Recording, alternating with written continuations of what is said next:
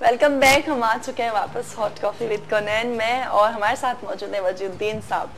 Sir, आप जवानी में कैसे होते थे? I can tell you one thing कि जैसा अब हूँ उससे बदतर नहीं होता था। जेल लगा के वो नोकों वाली जो एक हेयर स्टाइल होता था उस जमाने का, जो बड़ा फेमस, और बेल बॉटम वाली शलवारें और पैंट इस तरह के थे या कैसे थे? हाँ, वो एक ज़माना था जब बेल बॉटम का सिलसिला शुरू हुआ था और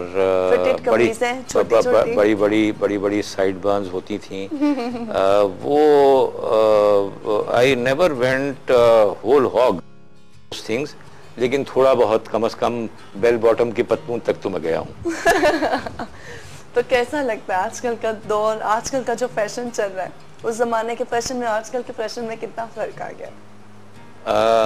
एक्चुअली होता क्या है, ये फैशन रोटेट करते रहते हैं। बहुत सारी मर्तबा वही चीज़ें आ जाती हैं, कभी ब्रॉड टाई होती है, कभी पतली हो जाती है, फिर दरमियानी हो जाती है, तो ये सब रोटेट करता रहता है। But I think this is good. ये इसी तरह की चीज़ है जैसे मौसमों की तब्दीली है कि एक ही चीज़ को देखते देखते, एक ही मौसम में रहते रहते आप फिर यर्न करने लगते हैं कि तब्दीली हो। तो I think that's all fine. और वजीउद्दीन साहब, कितनी दफ़ा प्यार हुआ? प्यार तो सही मायनों में मेरी वाइफ के साथ हमारी एंगेजमेंट हो गई थी for about 7 years before marriage. I was very young at that time. मेरे ख्याल में 1956 में हमारी एंगेजमेंट हुई। वही पहली और वो बस वही सिलसिला चलता रहा और अल्लाह का शुक्र है अब तक चल रहा है। But as I told you, I have never had time for any other thing. अपने काम से लगे रहे, अपना घर।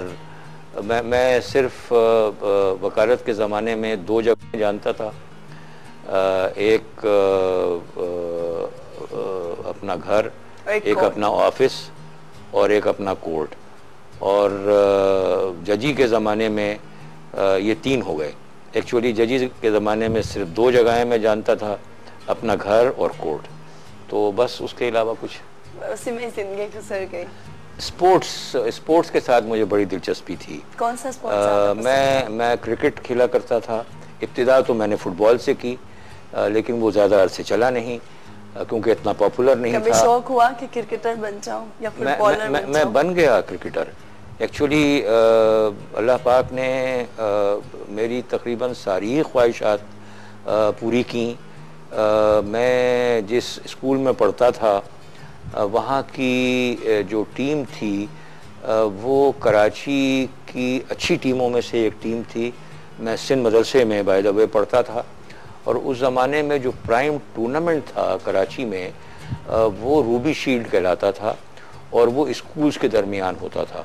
और स्कूल्स की क्वालिटी ऑफ क्रिकेट इतनी हाई थी कि स्कूल के ज़माने में हमारे स्कूल से, सिंध मदरसे से, हनीफ मोहम्मद ने पाकिस्तान के लिए खेला, इकराम इलाही ने पाकिस्तान के लिए खेला, मुनाफ ने पाकिस्तान के लिए खेला। इसी तरीके से सेंट पैट्रिक्स स्कूल था, कॉलेज की बात नहीं हो रही, सेंट पैट्रिक्स स्कूल से खालिद वज़ीर ने पाकिस्तान के लिए खेला, वॉलिस मथायस ने पाकिस्तान के लिए खेला, अंताऊ डिसूजा ने पाकिस्तान के लिए खेला। These were school boys. ये स्टैंडर्ड था क्रिकेट का। तो by the grace of Allah I was able to make the first 11 in cricket Sindh मदरसे के लिए। और उससे भी बड़ी बात, जिस साल मैं खेला हूँ उस साल जहाँ तक कि मेरी याददाश्त का ताल्लुक़ है, तकरीबन मेरे स्कूल के ज़माने में 2 मरतबा रूबी शील्ड जीत करके आई थी हमारी टीम सिंध मदरसे की, और तीसरी मरतबा उस ज़माने में रूबी शील्ड हमने जीती जब मैं खेला। और सर, कभी पॉलिटिक्स में जाने का सोचा कि पॉलिटिशियन बन जाऊं? पॉलिटिक्स की मुझे बड़ी अपॉर्चुनिटीज़ रहीं। मैं जिस वक्त कराची बार का प्रेसिडेंट हुआ तो पीर साहब पगाड़ा जो मौजूदा पीर साहब के वालिद थे, उन्होंने मुझे कहा कि तुम मुस्लिम लीग ज्वाइन कर लो। और मैंने ज़रा सा पहलू तही की तो पीर साहब टोल्ड मी 2-4 महीने के बाद कि उन्होंने एक साहब के मुतालिक तस्करा किया और ये कहा कि अगर आपने एक्सेप्ट कर लिया होता तो उनकी जगह आप फेडरल मिनिस्टर होते। तो और उसके बाद भी Pir Sahib was very kind to मी।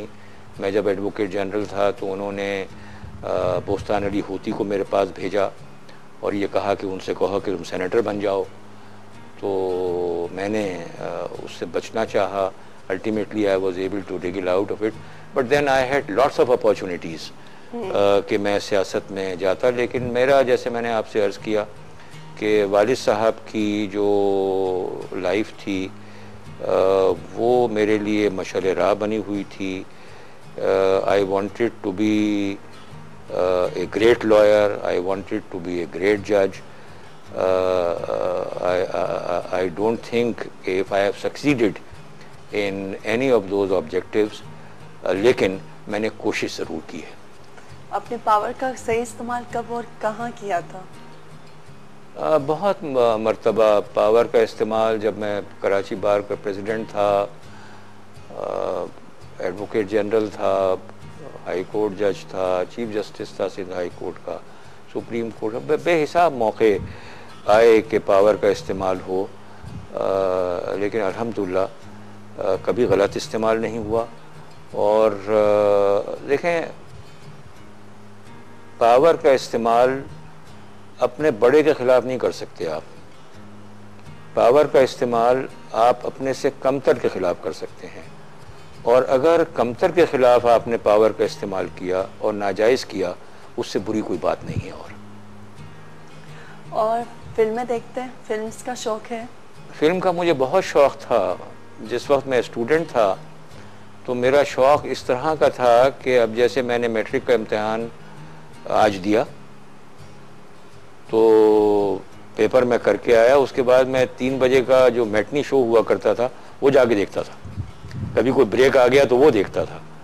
और मैंने बहुत फिल्में देखी, उर्दू की फिल्में, अंग्रेजी की फिल्में। मैं आजकल की जो फिल्में बनती हैं मुजद्दिन साहब देखते हैं? नहीं, अब आजकल नहीं। इंडिया की, पाकिस्तान की, हॉलीवुड की?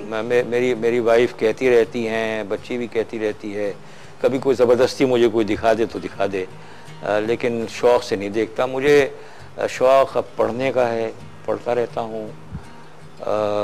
फिर ये है कि कोई ऐसे टॉक शो आ रहे हों कि जिसमें जहन का इस्तेमाल हो, अच्छी बातें हो रही हों, लेकिन वो भी अच्छी बातें कम से कम होती चली जा रही हैं।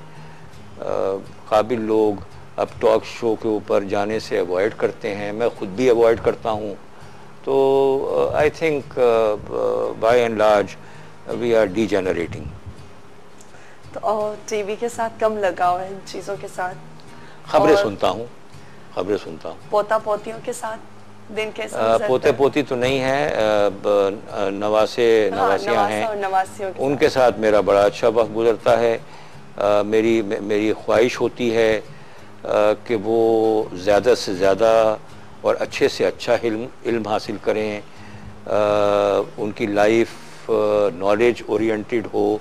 अब जैसे मैं 1-2 रोज़ से काम कर रहा हूँ, मैं सुबह अखबार पढ़ता हूँ, तो माई ग्रैंडसन, वो आजकल छुट्टियां हैं, वो स्विमिंग के लिए जाता है, मेरी गाड़ी उसको लेने जाती है।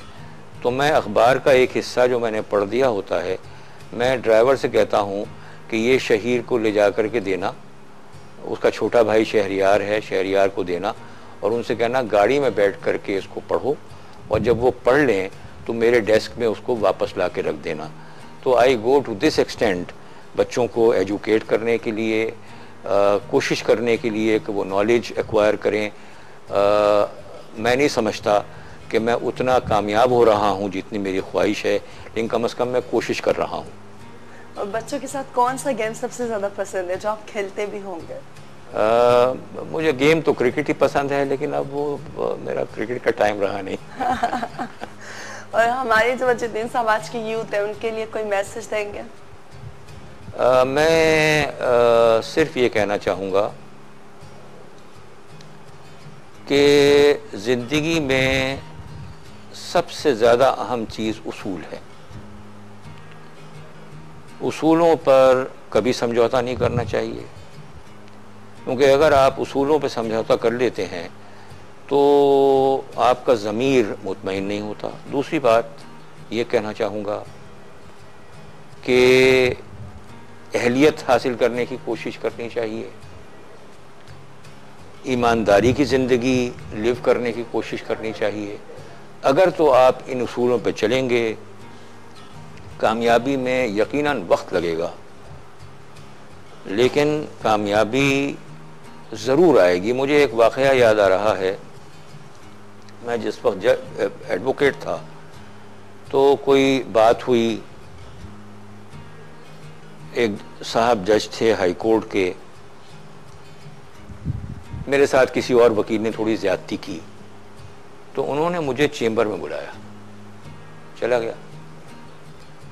ही सेड समथिंग जो मैं आपके सामने रिपीट करना चाहूँगा, पाकिस्तानी अवाम के सामने रिपीट करना चाहूँगा।